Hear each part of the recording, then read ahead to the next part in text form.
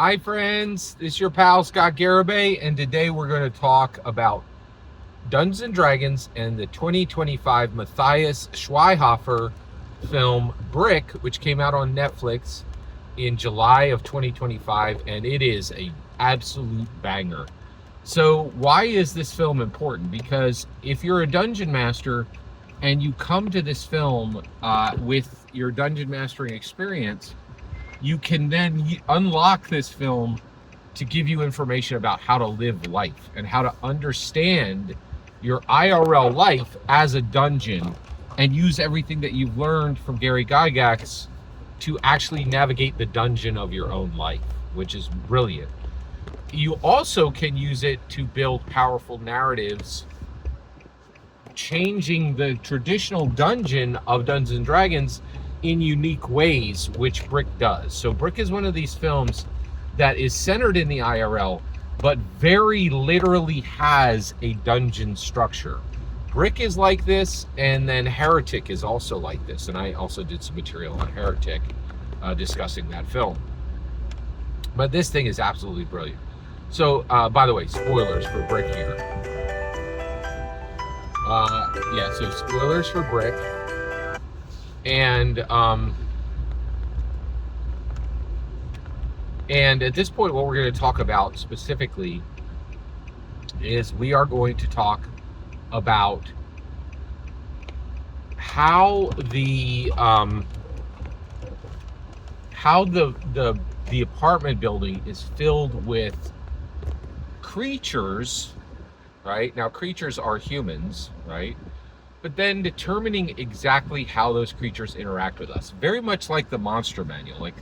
And I think Brick presents the world to us the way the monster manual presents monsters to us. You're like, oh, monsters? And they're like, yeah, look, a boulet, it'll come out of the ground and bite you. And you're like, okay, that's clearly a monster, but wait, that's a unicorn. That's not a monster. Well, it's here in the monster manual. And then also, like, sentient beings are in there. And Brick really shows you that as you go through life, you're going to deal with that. You're gonna, so first of all, Matthias Schweighofer and his girlfriend, they're you, right? They're intelligent people who are moving forward with fair play, right? Like, they don't mean anybody harm. They're trying to do well for themselves, but they're also not dedicated to cutting off options for others, right? So they represent you, right? Next, they come across these recreational substance users. These people are useless or dangerous, one or the other. The female recreational substance user is useless. Her boyfriend is outrageously dangerous. He's emotionally unstable. He is constantly tweaking his mind, his spirit, and his emotions in ways that are reckless and dangerous to others, right? Then they go down further into the apartment building, and they come across this young woman who desperately wants to take care of her grandfather. But in the situation they're in, there's absolutely no way that their grandfather is going to make it, right? He can't move quickly, and they're in a situation where they're going to need to move quickly. They're in a situation where they need to think on their feet. He can barely think at all, right? By every metric, he should be left behind, right? And he says that to his granddaughter. He's like, please leave me behind. You go forward. He even offers the gun to her, right? Like, he's like, go, get out of here. Take this weapon I have, this magic item. But she's like, no. So then at this point, and what's interesting is, to Matthias Schweighofer, he's now categorizing these creatures, right? The drug users are useless or dangerous, right? Then the girl is also dangerous. This is very, and the reason why is emotional thinking. She's not thinking intellectually, she's thinking very emotionally, right? Like, she wants to bring her grandfather, not because she needs him, she just desires to be with him. And it's going to be dangerous to him, and it's going to be dangerous to her, but she doesn't care because she's not thinking. She's only feeling. So she is actually dangerous to Matthias Schweighofer and his girlfriend. Next, They go down, they tunnel down through the floor, okay? And when they tunnel down through the floor, they come across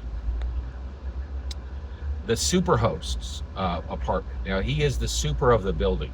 I think in Europe, this is a German film. I think in Europe, they call it a superhost, right? But he's just the super in any other building, right? One, they find out that he has rigged up cameras to spy on everybody. So right there, he was dangerous to everyone he came across because he didn't respect anybody's privacy. But he also wasn't dangerous to anyone from the perspective of like, I'm going to cut off your options. He was dangerous because he was stealing privacy from them, which he didn't have a right to steal, right? Now, when they find him, he is dead on the ground with his hands chopped clean off, and his hands are nowhere to be found. Nowhere to be found. What? Right? So he is a mystery as well. And I think that this is another thing that's really brilliant about Brick is it shows you what is going to happen in life. You're going to encounter creatures. You're going to categorize them into dangerous, useful, not useful, a burden, you know, like as you go through, and you need to process them, and then you need to adjust how you interact with them based on that, right? So I think that's very, very fascinating, just how that is structured, right?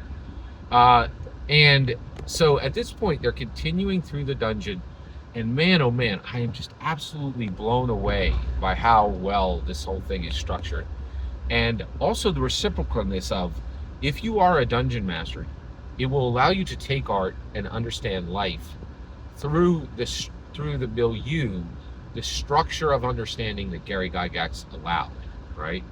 And it just makes you beyond human, mastering the dungeon and beyond, mastering your humanity and taking it further. Every single word you just heard in this video is my humble opinion.